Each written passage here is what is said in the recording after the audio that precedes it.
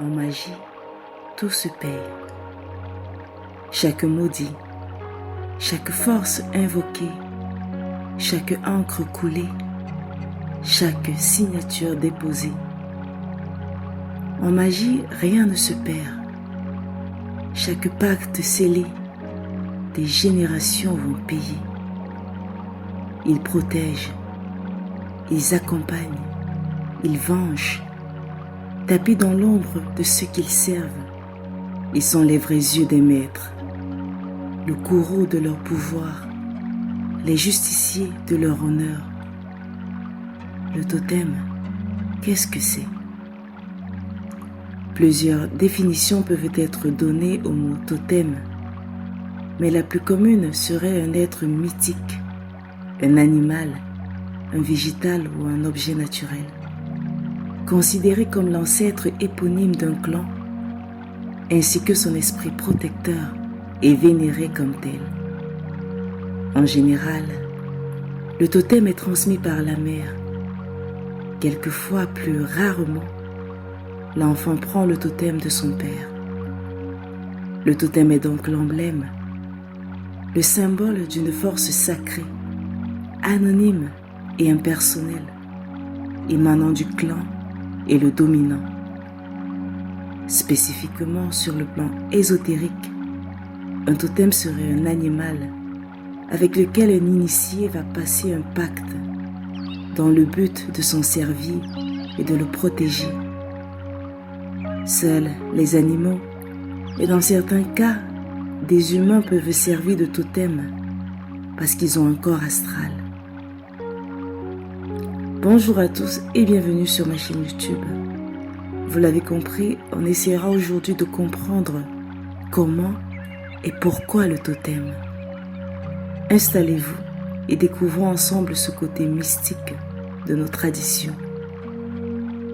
La conception traditionnelle du totémisme associe 5 éléments: l'ancêtre, l'éponyme, l'homologie, la religion et la parenté. L'ancêtre. Le totem est une espèce naturelle, un animal ou un végétal, parfois un phénomène naturel, présenté comme un ancêtre mythique ou un parent lointain de son groupe social. Cette espèce symbolique peut être représentée par un totem, au sens d'objet rituel sculpté, peint ou façonné. L'éponyme. Souvent, cet ancêtre donne son nom au clan. Homologie ou classification. Le totem est une façon d'établir des corrélations entre d'un côté les végétaux ou les animaux et de l'autre les groupes humains sociaux. Le terme totem sert parfois à énoncer son appartenance clanique. Par exemple, la panthère est mon clan. Il s'agit en fait d'une formule abréviative qui recouvre la signification suivante: je suis apparenté avec celui qui appartient au clan dont l'éponyme est la panthère. Donc, j'appartiens à ce clan. En religion, le totem est sacré. On ne le consomme pas. On le respecte. On le craint. Le totem est présenté comme le fondement des institutions, un modèle de comportement, une exigence d'organisation. Par exemple, si le totem est un animal, il sera défendu de consommer la chair de cet animal. Selon la parenté, le totem organise les alliances et les systèmes de parenté. La plupart du temps, obligation est faite de choisir son conjoint en dehors du clan qui a le même totem. L'exogamie totémique exige que les épouses soient d'un clan, par exemple la panthère, et les époux forcément d'un autre, par exemple l'éléphant. Un mât totémique est une représentation de l'être choisi pour totem. C'est un grand poteau de bois portant des figures sculptées superposées.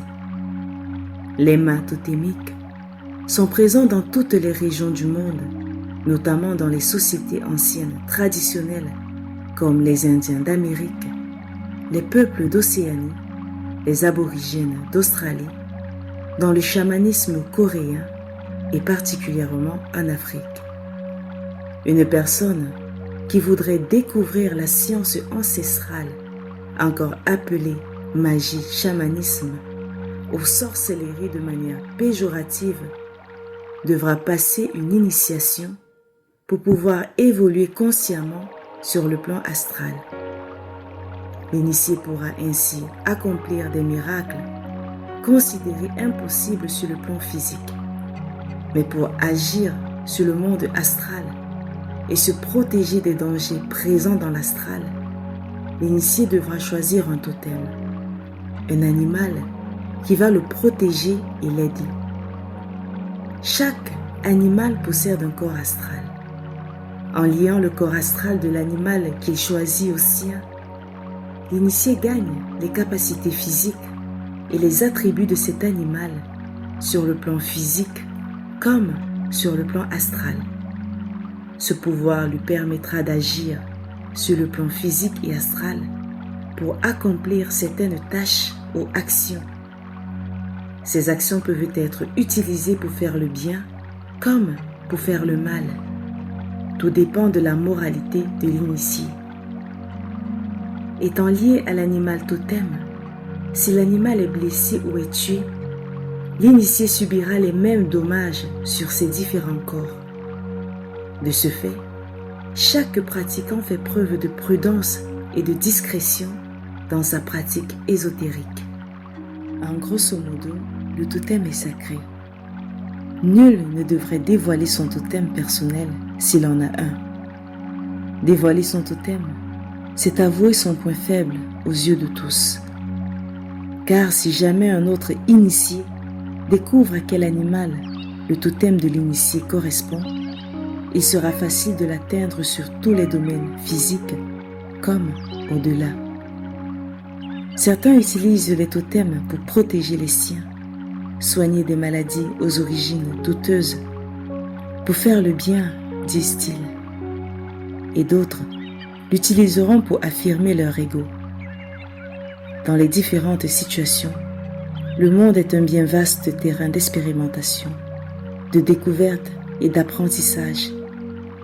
Que ceux qui utilisent les forces obscures se rappellent de la loi de la causalité et que ceux qui utilisent des forces bienfaitrices en fassent bon usage. Toujours est-il que dans le monde de la nuit, se forment et se déforment des entités inimaginables, tout comme dans le monde du jour, se réveillent ceux qui tolèrent la lumière du soleil. Nous ne pouvons affirmer que les uns sont bons et les autres mauvais, mais la responsabilité en revient à ceux qui utilisent ces forces pour en faire quelque chose de bien. C'est la fin de cette vidéo.